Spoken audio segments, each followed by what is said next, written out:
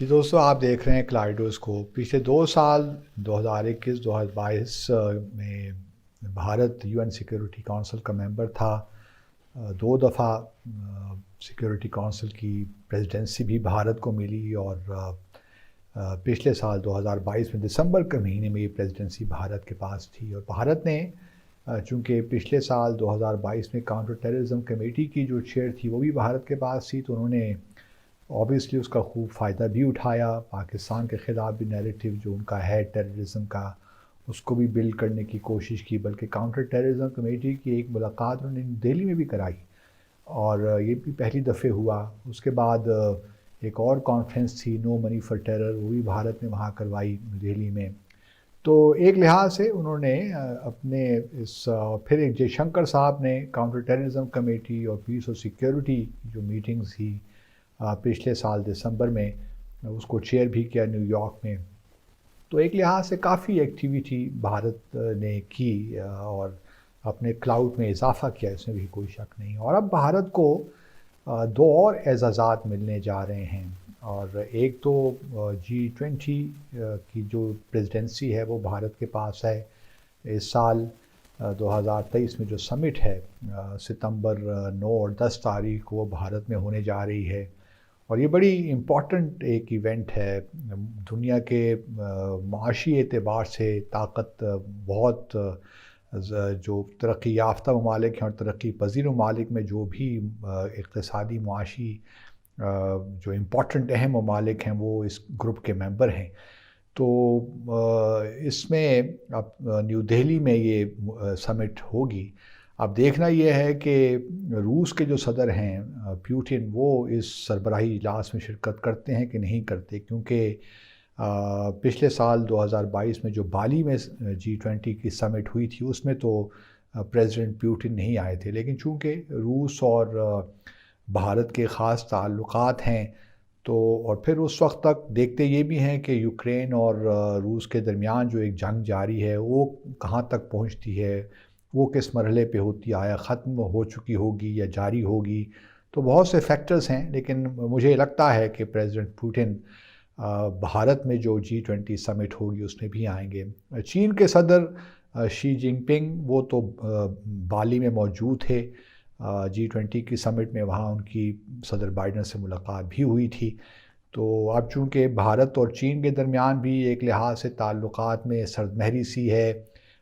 گلوان جو کانفلکٹ ہوا اس کے بعد سے، تو ایک لحاظ سے دیکھنا یہ بھی ہے کہ شی جن پنگ بھی آتے ہیں کہ نہیں آتے، لیکن میرا خیال ہے کہ ستمبر تک حالات کچھ بہتر ہو گئے ہوں گے اور پریزیڈنٹ شی جن پنگ بھی اس سمٹ میں موجود ہوں گے، کیونکہ بھارت ایک امپورٹنٹ ملک ہے۔ اس سے پہلے تقریباً کوئی 300 میٹنگز ارینج ہو رہی ہیں پورے بھارت میں مختلف شہروں میں، انکلوڈنگ مقبوضہ جموں اور کشمیر میں۔ جموں میں ایک ملاقات G20 کی وہاں بھی ہو رہی ہے ورکنگ لیول پہ، اور مختلف چونکہ اس کے ایسپیکٹس ہیں G20 کے، تو مختلف ملاقاتیں پہلے ہوں گی اور ستمبر میں یہ کلمینیٹ ہوں گی پھر سربراہی اجلاس میں۔ اس کے علاوہ شنگھائی کوآپریشن آرگنائزیشن کا بھی ایک سربراہی اجلاس ہوگا جو کہ 18 نومبر کو ہوگا، وہ بھی نیو دہلی میں ہوگا۔ اس میں بھی آبویسلی آپ جانتے ہیں کہ بڑے امپورٹنٹ ممالک ہیں،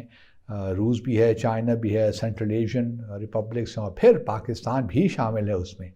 اب دیکھنا یہ ہے کہ پاکستان کے وزیر اعظم اس میں جاتے ہیں کہ نہیں جاتے، کیونکہ نومبر کا مہینہ بڑا اہم مہینہ ہوگا۔ اس وقت پاکستان میں شاید اکتوبر نومبر میں انتخابات بھی ہو رہے ہوں، تو آیا وہ ملاقات وہ سربراہی اجلاس میں آیا کیئر ٹیکر سیٹ اپ ہوتا ہے، اس وقت کیا ہوتا ہے، تو ابھی کوئی صورتحال واضح نہیں ہے، لیکن دعوت تو آئے گی کیونکہ ایک multilateral intergovernmental forum ہے، تو اس وجہ سے یہ نہیں ہو سکتا کہ پاکستان کو دعوت نامہ نہ آئے، مدعو تو کیا جائے گا۔ اب دیکھنا یہ ہے کہ اس وقت حالات کیا ہوتے ہیں۔ کیئر ٹیکر سیٹ اپ اگر ہوگا تو پھر آبویسلی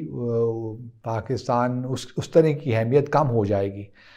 لیکن اگر اس وقت تک کوئی باقاعدہ انتخابات کے بعد حکومت بن جاتی ہے اس وقت تک، تو پھر ذرا ڈائنامکس مختلف ہو جاتے ہیں۔ تو یہ 2 اعزازات جو ہیں بھارت کو ملے ہیں، اور بھارت آبویسلی ان دونوں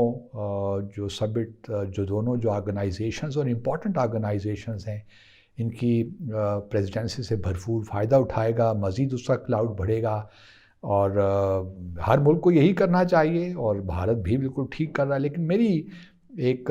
خواہش یا گزارش یہ ہو سکتی ہے کہ جہاں دیکھیے آپ G20 کے ممبر بھی ہیں اور چیئر بھی آپ کو ملی ہے، شنگھائی کوآپریشن آرگنائزیشن کی بھی چیئر آپ کے پاس ہے، کیا ہی اچھا ہو کہ آپ جو آپ کا کلاؤڈ بڑھ رہا ہے تو آپ یہ بھی کہتے رہتے ہیں کہ you are the largest democracy in the world, تو کیا ہی اچھا ہو کہ آپ جموں اور کشمیر کا جو اتنا ایک پچھلے 74 سالوں سے معاملہ چل رہا ہے، اس کو بھی آپ ڈیموکریٹکلی حل کر دیں، اس مسئلے کو بھی، تنازع کو بھی، تاکہ یہ ہمارے جنوبی ایشیا میں اس وقت جو معاملات ہیں وہ بہتری کی جانب رواں دواں ہوں۔ کیوں ہم جنوبی ایشیا کو پاکستان اور بھارت کے درمیان جو ایک ہاسٹیلیٹی ہے، جو عداوت کا رشتہ ہے، اس کی نظر کریں؟ تو بھارت کو بھی یہ سوچنا چاہیے کہ جہاں وہ اسپائر کر رہا ہے to be a global leader, جہاں وہ یہ آبویسلی وہ چاہے گا کہ UN سیکیورٹی کونسل کا بھی ممبر ہو، نیوکلیئر سپلائرز گروپ کا بھی ممبر ہو، تو بھارت کو چاہیے کہ پاکستان کے ساتھ بھی اپنے تنازعات ختم کرے، چین کے ساتھ بھی اپنے جو اس کا لائن آف ایکچوئل کنٹرول میں معاملات ہیں ان کو بھی طے کرے۔ لیکن بھارت نہ جانے کیوں، لیکن دوسری طرف یہ بھی دیکھا جائے تو بھارت اور US کے درمیان جو اسٹریٹجک پارٹنرشپ ڈیولپ ہو رہی ہے وہ بھی ایک لحاظ سے ان سارے معاملات میں رکاوٹ ہے، کیونکہ بھارت کوآڈ کا بھی ممبر ہے۔ تو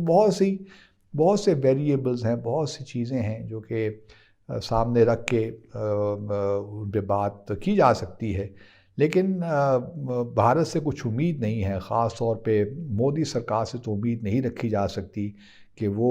جموں اور کشمیر کے تنازع کے لیے پاکستان کے ساتھ سنجیدگی کے ساتھ پاکستان کے ساتھ مذاکرات کریں گے۔ اور چونکہ اب جہاں اس سال پاکستان میں انتخابات ہیں، تو اگلے سال 2024 میں بھارت میں انتخابات ہوں گے، اور ممکن ہے کہ جو بھارت میں انتخابات قریب آئیں تو پاکستان اور بھارت کے درمیان ٹینشن دوبارہ بڑھ جائے، کیونکہ یہ ایک ہمارے بھارت کا وتیرہ رہا ہے کہ جب بھی وہاں لوک سبھا کے انتخابات ہوتے ہیں یا بہت important status like Uttar Pradesh وغیرہ میں انتخابات ہوتے ہیں، تو وہ اینٹی پاکستان ریٹرک اور پاکستان بیشنگ میں اضافہ ہو جاتا ہے، اور بعض اوقات تو پلوامہ جیسے واقعات بھی ہو جاتے ہیں جو کہ 14 فروری کو ہوا تھا 2019 کو، اور 2 ماہ بعد الیکشنز تھے بھارت میں۔ تو بہرحال ہم امید کرتے ہیں کہ بھارت جہاں اس کا ایک انٹرنیشنل کلاؤڈ بڑھ رہا ہے، اس کی امپورٹنس سگنیفیکنس بڑھ رہی ہے، وہ ان باتوں پہ بھی توجہ دے گا کہ اپنے خطے میں جو اس کے معاملات ہیں، کانفلکٹس ہیں، ڈسپیوٹس ہیں، ان کو وہ کیسے ریزالو کرے، اور sooner the better. Thank you very much.